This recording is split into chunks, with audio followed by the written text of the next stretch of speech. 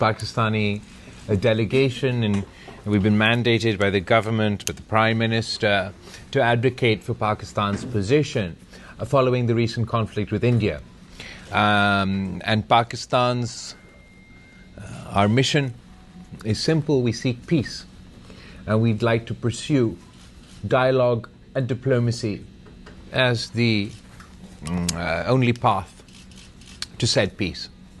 As you're aware, on May 7th, India violated international law, violated Pakistani sovereignty, targeted civilian institutions, including religious worship places, our dam, water, energy infrastructure, killed innocent civilians, including women and children, in an attack. Their premise for said attack was a terrorist attack that took place in Indian-occupied Kashmir. Pakistan condoles and condoled with the victims of this terrorist attack. We have always and will always condemn terrorism in all its forms and manifestations. Having said that, Pakistan was not involved in this terrorist attack. So much so that the Prime Minister of Pakistan, immediately after this attack took place, offered to India that Pakistan was ready and willing to be part of an impartial international inquiry into the incident. That was the level of our confidence, that our hands were clean, that we offered for any international partners to be involved and investigate this attack. That offer by Pakistan was rebuffed by India. And instead, India decided to be judge, jury, and executioner. Up until today, they've still not been able to name a single terrorist involved in the terrorist attack in Indian-occupied Kashmir. They've not been able to share with the international community. They've not been able to share with their own people, let alone with Pakistan, who was involved in this attack, what actions they've been taken against said individuals.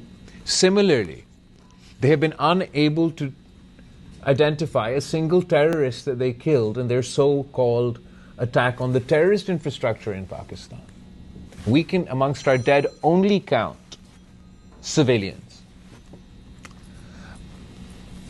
Following India's incursion into Pakistani, well, not incursion into Pakistani territory, but their violation of our sovereignty, Pakistan reacted very responsibly.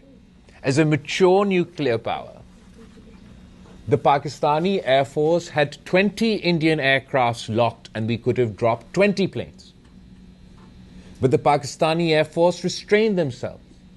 The military high command demonstrated their rationality and only targeted those 6 planes that dropped their load on Pakistan. We never were the aggressor. We always acted in self-defense.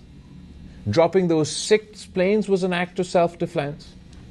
Our strikes into India only took place after India fired missile strikes into Pakistani territory.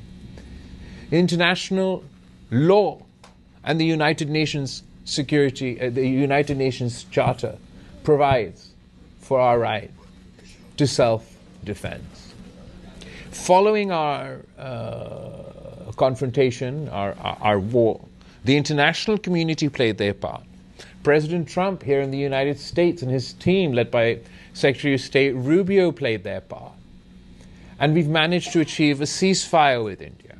This is a welcome first step. But it doesn't go far enough. Unfortunately, today the world is a less safe place as a result of Indian actions in the early weeks of May. The threshold for full conflict between 2 nuclear-armed powers have come down, not gone up. The new normal that the Modi government wants to impose on the region is this: that if there's a terrorist attack anywhere in Indian-occupied Kashmir, or anywhere in India for that matter, without providing a shred of evidence, India's automatic reaction will be to go to war with Pakistan. So the law of reciprocity means that any terrorist attack in Pakistan, without a shred of evidence, a shred of proof, means we have to go to war with India. There are far more terrorist attacks that take place in Pakistan than take place in India. A war between India and Pakistan is not confined. The consequences of that war is not confined to India and Pakistan. A nuclear conflict has implications for the entire world. Which is why it's all the more important for Pakistan to present its case, to urge the international community to continue to play its role, just as it did during the ceasefire, and prevail upon India to abandon its strategy and instead agree to engage in a comprehensive dialogue with Pakistan. We believe that such a dialogue would of course include the issue of terrorism. As most of you here today will be aware, Pakistan has a long list of complaints against India as far as terrorism is concerned. India is on the record in our communique from Sharm el-Sheikh that India has supported terrorist groups in Balochistan. Kulbhushan Yadav is an Indian officer who's been in Pakistan custody since 2017. He is admitted to Indian involvement, and he is living proof of India's involvement in supporting terrorist proxies within Pakistan. We believe that India and Pakistan should work together to fight terrorism. Any and all complaints India does have, they should share with the Pakistani side. And we should have the confidence that we can share our complaints with the Indian side and they will take appropriate action. It's only together that we'll be able to defeat this menace. They try and make a caricature about Pakistan. They try to present the case to their own people that all Pakistanis are terrorists. Their entire policy reeks of Islamophobia. They expected the international community to stand by and justify their actions when they wouldn't even share with their friends proof behind the terrorist incident that took place. And obviously at the root of all this, and a key component of any comprehensive dialogue with India, will have to be the issue of Kashmir. You can't just ignore the question of Kashmir. The people of Kashmir have a right to self-determination. They have a right to justice as enshrined under international law, UN Security Council resolutions. The longer we allow this wound to fester, the more we continue to ignore the plight of the people of Kashmir. As India increases its repression of the people of Kashmir, they will only provide more cannon fodder for those groups who wish to conduct terrorist acts within their country. And finally, obviously, a key component of any dialogue will have to be the Indus Water Treaty. A new and outrageous phenomenon or precedent that India is trying to set out of this crisis is their attack on the Indus River, their violation of the Indus Water Treaty, their weaponization of water. Just the threat to cut off Pakistan's water is a violation of the UN Charter. How can you claim to be targeting targeting terrorists, when you are cutting off the water supply for 240 million people? This is a dangerous, dangerous precedent which we must not allow to be set. Today, if in the Pakistan-India context this is allowed, then there are lower riparians all across the world. And tomorrow, such a strategy will be used against them. If we want a composite or any form of dialogue to succeed with India, then it's all the more important that they reverse this stance. Because if we are to have a new dialogue, if we are to forge new treaties, then surely the old treaties must be abided by. Otherwise, the new treaties, the new agreements won't be worth the paper that they are written on. Pakistan is the party that seeks dialogue and diplomacy in pursuit of peace. It is India that is refusing to reciprocate. It is refusing to have a dialogue. And therefore, this delegation will, from tomorrow, be in D.C. In Washington, D.C., we'll be engaging with various offices and the Parliament and different institutions over there to convey this point of view. And we call upon you to play your role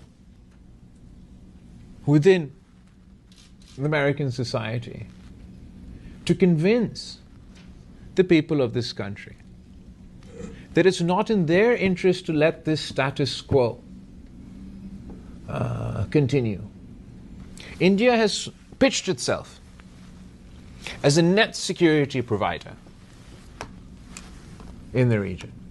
American tax dollars, your tax dollars, go to subsidize the Indian economy and the Indian military for them to be this so-called net security provider. And I ask you, what security is being provided when India acts like a rogue state? When India is trigger happy with nuclear war? The real net security provider would be for India and Pakistan to have peace. And it is incumbent upon all of us to do whatever it is in our power to push the case for peace. It is not in the interest of the people of Pakistan, and no matter what the government and the Prime Minister and the various delegations of India say, it is not in the interest of the people of India for India to pursue this policy. They will not be able to stop terrorism if this is the new status quo. If we haven't, between 2019 when the last incident took place and 2025, India and Pakistan had no conversation. So if you're not going to talk about terrorism, you're not going to share information about terrorism, you're going to be two nuclear-armed countries, but you're not going to have any dispute resolution mechanism.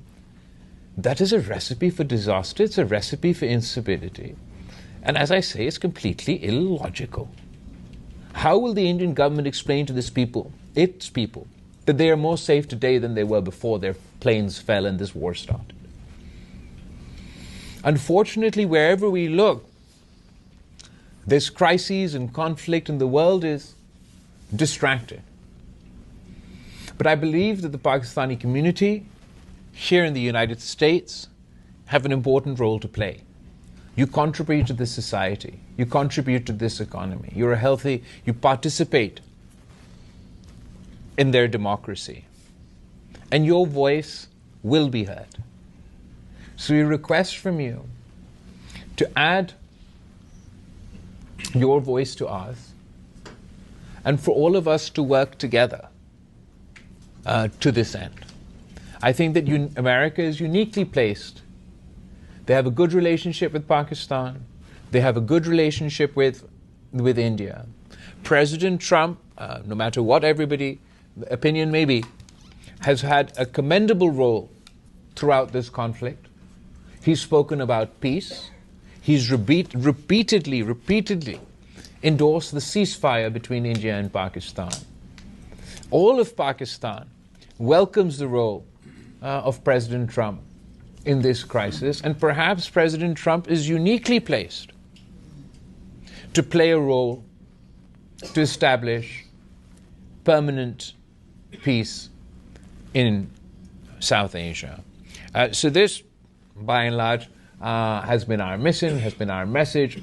We've had positive receptions here at the United Nations.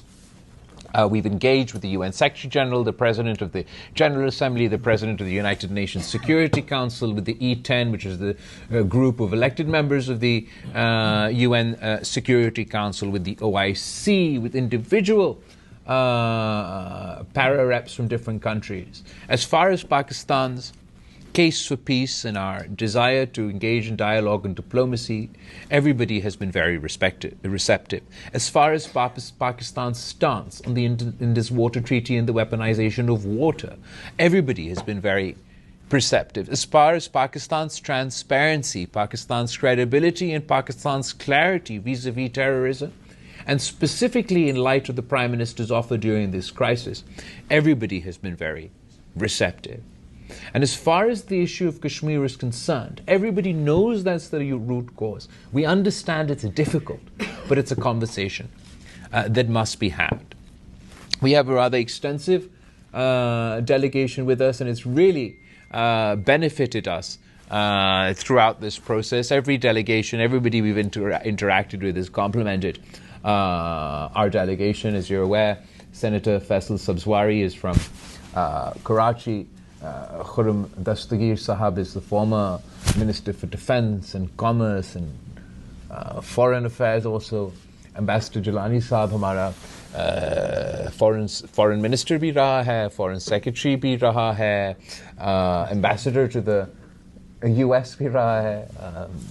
Hina Rabbani Khar Sahiba हमारा the former foreign minister, Musaddiq Malik Sahab आजकल तो climate का वजीर है, इससे पहले पानी का और क्या था, इससे पहले तेल थे, पेट्रोलियम भी थे. एम्बेसडर साहब, तो आज हम एम्बेसडर साहब के साथ अपना डीसी का कंपोनेंट शुरू कर रहे हैं.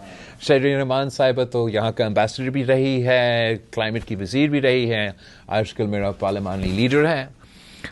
सेनेट में सेनेटर बुशरा भट्ट साहिबा भी हमें इस ट्रिप में ज्वाइन कर रही है. Ambassador Tahmina Janjua has been a real asset for us, the former Foreign Secretary, the first female Foreign Secretary of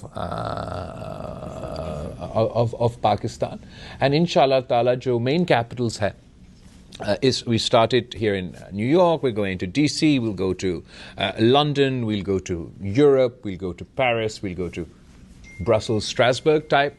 Phir hum वापस पाकिस्तान जाएंगे, and in the other rounds then our delegations will try and cover some of the other countries in which we want to engage with. We know that we have truth on our side, we have facts on our side, we have international law on our side. So ultimately we are confident that inshallah ta'ala Pakistan will be able to prevail in this current situation and convince all those involved to prevail on India that we must pursue dialogue and diplomacy is the only path to peace. I thank you all very much. I'd like an opportunity for anybody from my delegation if they wish to add something, if they feel we've missed something, and then we'd be very happy to answer any questions or thoughts that anybody here may have. Thank you.